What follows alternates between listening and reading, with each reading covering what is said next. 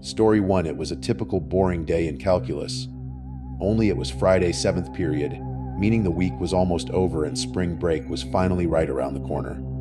So everyone was getting restless in their seats.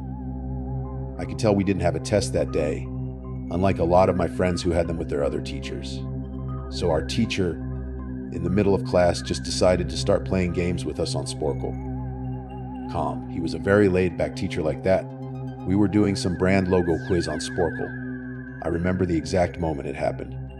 Right after my friend answered a question, I remember the exact answer was Adidas. The dean's voice came through the loudspeaker.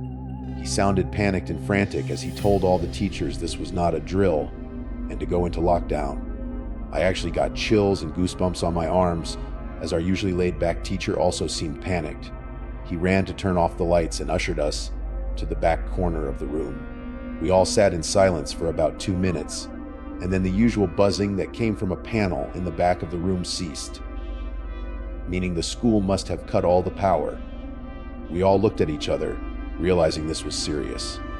A few more minutes of waiting passed, and then we heard a man screaming at the top of his lungs coming down the hallway. 2 girls in the class actually started crying, which made all of us even more scared. As the screaming got closer to the classroom, the lunatic-sounding man started banging on the lockers while screaming, "I'll kill all of you." It was at that moment I started fearing for my life. My teacher shushed us as we all looked at each other to see how our peers were reacting. The banging then moved from the lockers to our classroom door, and that's when one of the crying girls screamed, "Numpo." The banging on the door only got worse as the man started screaming, "Open up." 2 of the girls in the class were now crying out loud. It felt like an eternity that the man was pounding on the door, but eventually, he finally continued down the hallway, screaming like a mentally insane person, until we couldn't hear him anymore.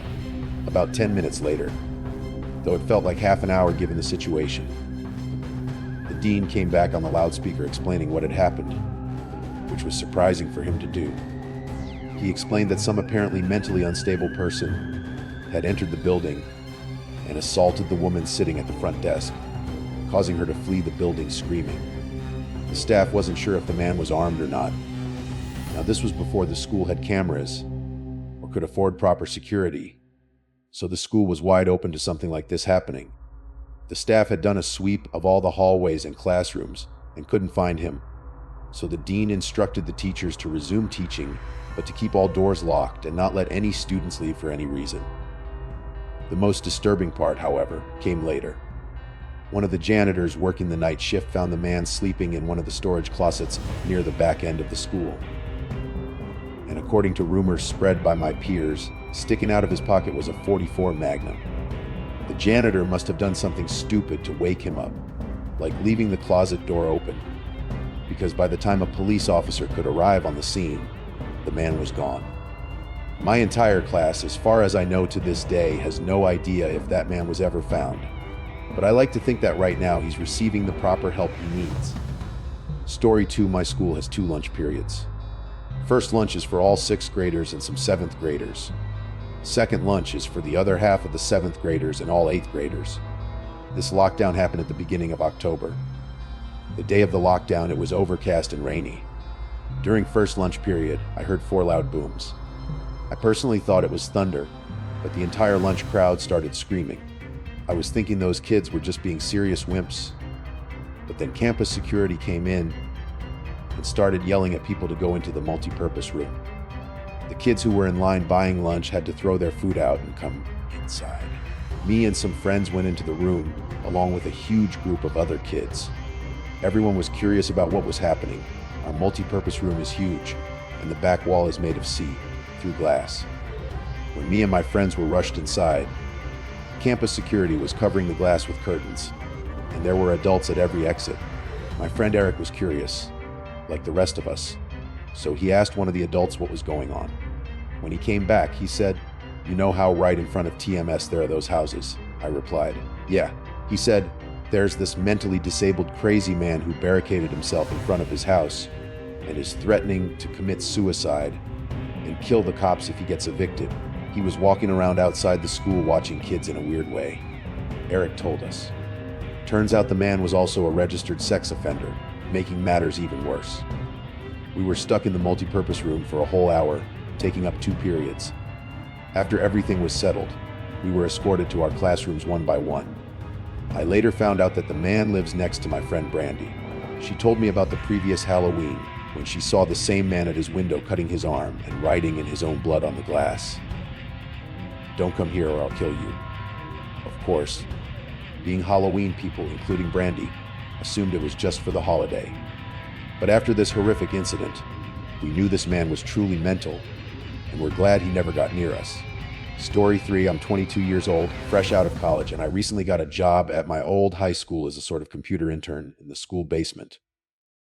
The basement is very messy and disorganized, but there's a small 3-person office down there that's actually very nice.